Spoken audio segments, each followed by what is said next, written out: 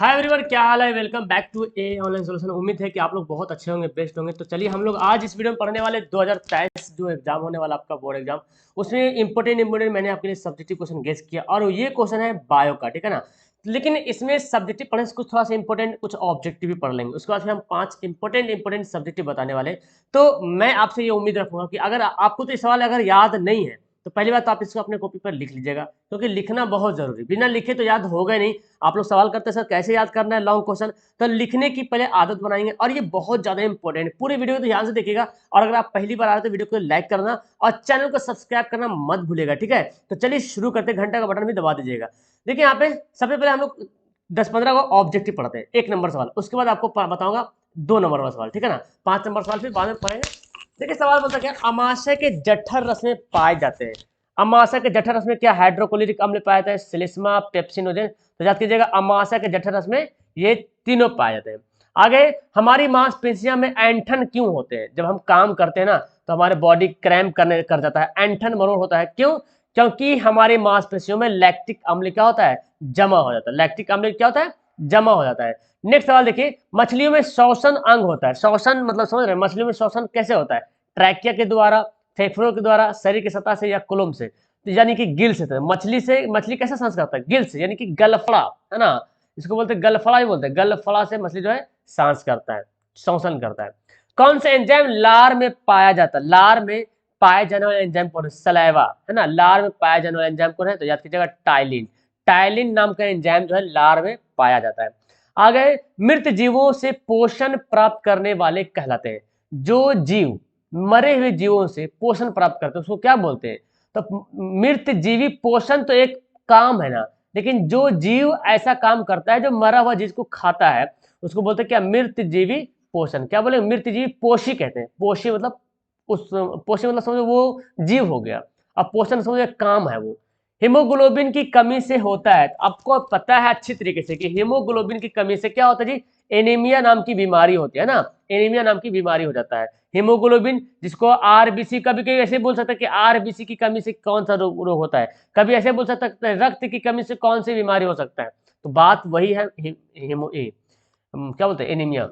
खुला परिसंचरण तंत्र किसमें पाया जाता है, बहुत अच्छा वाला सवाल है कि खुला परिसंचरण तंत्र किसमें पाया जाता है। याद कीजिएगा कॉकरोच में। और एक बात मैंने नोट कर लीजिए कि लास्ट में आपके लिए बहुत बेस्ट वाला होमवर्क देने वाला हूँ इसी बायोलॉजी वाला चैप्टर से। अगर आपको याद रहेगा तो नीचे छापिएगा, ठीक है ना, यानी कि कमेंट कीजिएगा।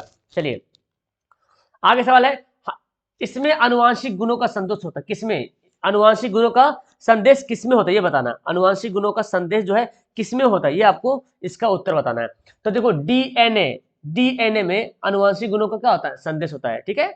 उभयलिंगी पुष्प में क्या होता है, उभयलिंगी का मतलब हुआ जिसमें दोनों लिंग हो, मेल और फीमेल दोनों हो, यानी कि स्त्रीकेसर और पुंकेसर दोनों रहेगा।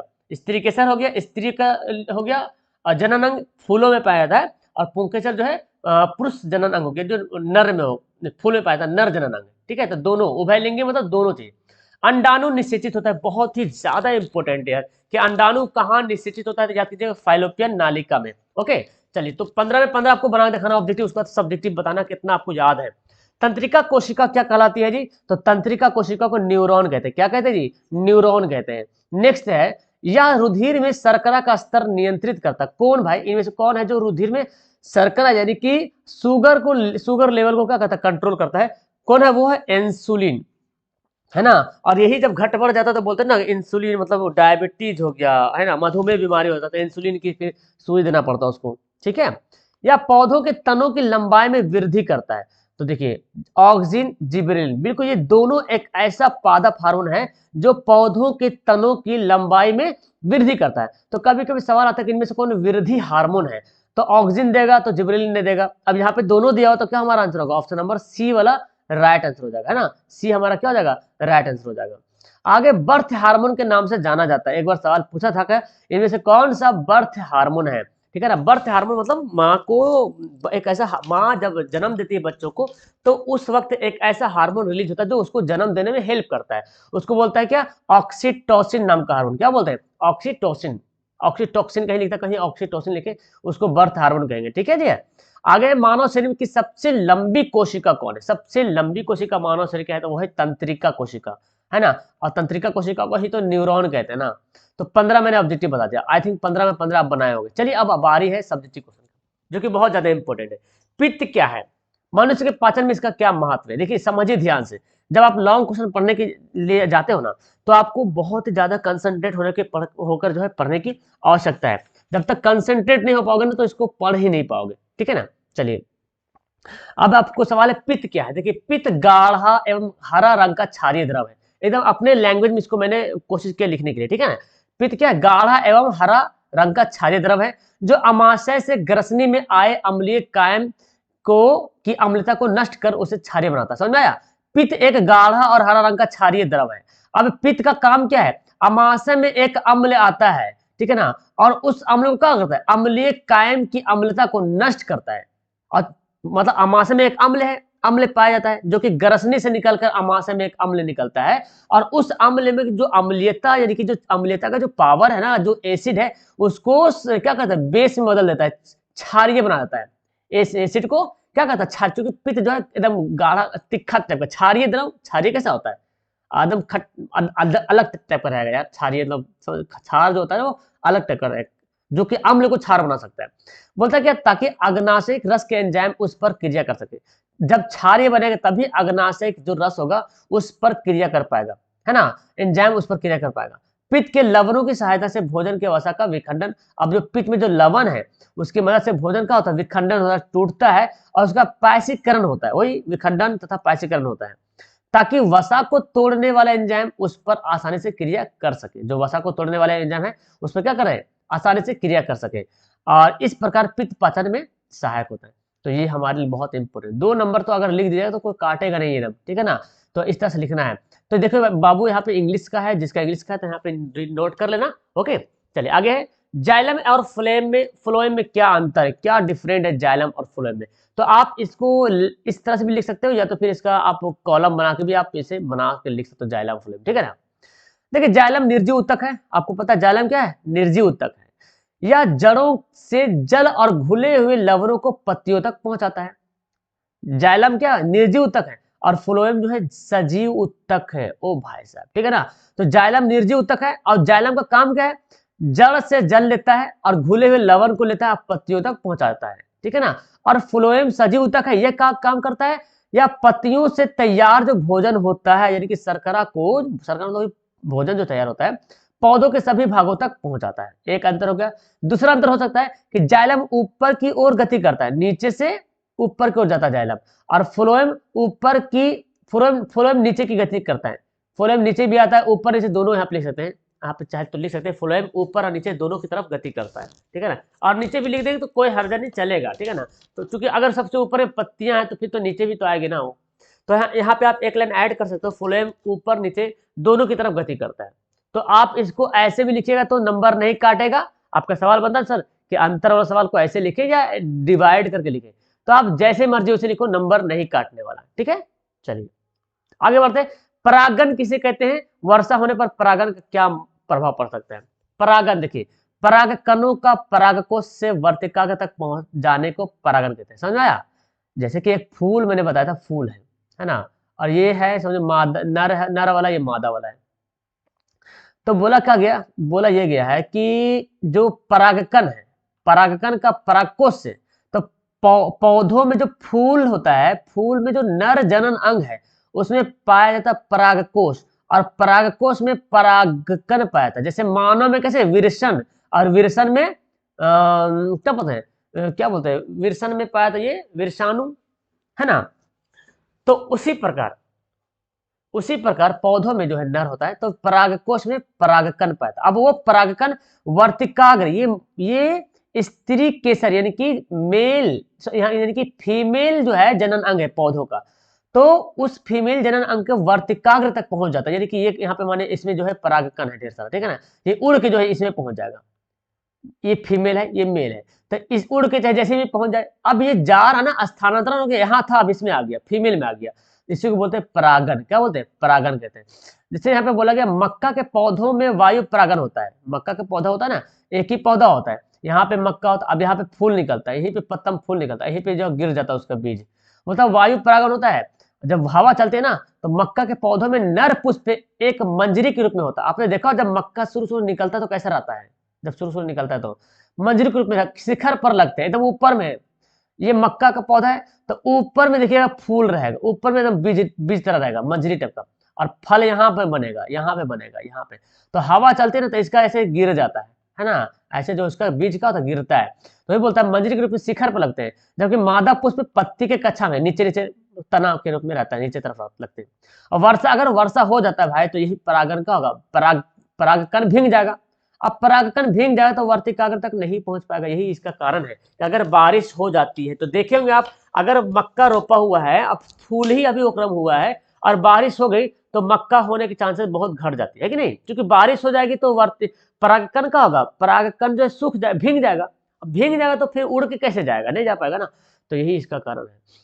तो ये प्रभाव पड़ सकता है। चलिए आगे बढ़ते हैं। एक सवाल है, जीवाश्म में क्या है जी, जैव विकास प्रक्रम के विषय में ये क्या बतलाता है। देखिए, जीवाश्म की मृत्यु के बाद, जीवाश्म की जीव जीव जो होता है मृत्यु के बाद उसके शरीर का अपघटन होता है। हर आदमी जब मरता है, जिसको जमीन के अंदर दफन जब कर देते हैं या कोई जानवर है, तो उसका क्या होता है, शरीर से क्या होता है, शरीर अपघटन होता है, शरीर मिट्टी में मिल जाता है। अपघटन उसी बोलते हैं, मिट्टी खा लेता है उसको, मिट्टी में जो जीव है उसको खा लेता है, तथा वह समाप्त हो जाता है। परंतु कभी कभी जीव या उसके कुछ भाग ऐसे वातावरण में चले जाते हैं जिस कारण इसका अपघटन पूरी तरह से नहीं हो पाता। कभी कभी ऐसा होता है जो पूरी तरह से अपघटन नहीं हो पाता है। यदि कोई मृत कीट, अब देखिए एग्जांपल बता रहा, अगर कोई मरा हुआ कीट गर्म मिट्टी में सूख कर कठोर हो जाए, होता है ना कभी कभी मिट्टी कोड़िए तो देखिएगा अंदर में वो कीट था, उसका दाग बना हुआ, कीट भले मर गया होगा लेकिन उसका जमीन में दाग बना हुआ कीट के जैसा। तो बोला क्या कि कीट जमीन में मिट्टी में सूख कर कठोर हो जाता है तथा उस कीट के शरीर की छाप सुरक्षित रहती है। कीट अक्सर आपने देखा होगा, कीट अगर जमीन के अंदर है, या कभी कभी दीवार देखो, दीवार में ही देख लो, कभी कभी दीवार टूटता फूटता तो उसमें देखिए कि अंदर में ना एक ऐसे बना हुआ है, कीट का जगह बना, कीट भले सूख सा के मर गया लेकिन उसका जगह बना हुआ है। अब जो उसका छाप जो छूटा हुआ है तो उसे को ही बोलते क्या, जीवाश्म। अब उसी छाप से जीवाश्म को जो अध्ययन करके पता लगाया जा सकता है कि यहाँ पे आखिर था तो वो कितना सा पुराना था, क्या था नहीं था, उसके बाद पूरा नॉलेज लेता है। इसको फॉसिल डेटिंग भी कहते हैं। समझ में आई भी मेरी बात। तो जैसे आपने पढ़ा होगा डायनासोर के बारे में, तो डायनासोर जब जीवाश्म पता चला भाई तो देखा कि यार डायनासोर का आकृति यहाँ पे बहुत बड़ा है, आकृति ऐसे छपा हुआ है, तो ये जीवाश्म हो गया। अब वो जो है ना उसको बारे में पता करता कि ये कैसा था, नहीं था, कितना साल पुराना था। तो ठीक है ना, चलिए आगे बढ़ते एक आखिरी सवाल है, पोषी स्तर क्या है और यह आहार श्रृंखला द्वारा दर्शाए। इसको पोषी स्तर को आहार श्रृंखला स्तर भी बोला जा सकता है, ठीक है ना। आहार श्रृंखला क्या है, आहार श्रृंखला मतलब जो हम खाते हैं तो किस तरह से खाते हैं, एक लाइन एक चैन बना हुआ है। देखिए आहार श्रृंखला में उत्पादक और उपभोक्ता का स्थान ग्रहण करने वाले जीव मंडल में को कोई निश्चित संरचना प्रदान करते हैं। तो आहार श्रृंखला में कौन होता है, एक उत्पादक होता है और एक उपभोक्ता होता है। उत्पादन करने वाला और उपभोक्ता जो है उसको खाने वाला, भक्षण करने वाला, ग्रहण करता है। जीव मंडल को कोई निश्चित संरचना प्रदान करता है, जैसे देखिए जिसे पोषी स्तर कहते हैं, एक लेवल बना हुआ है कि उत्पादक करेगा और दूसरा उपभोक्ता उसको खाएगा।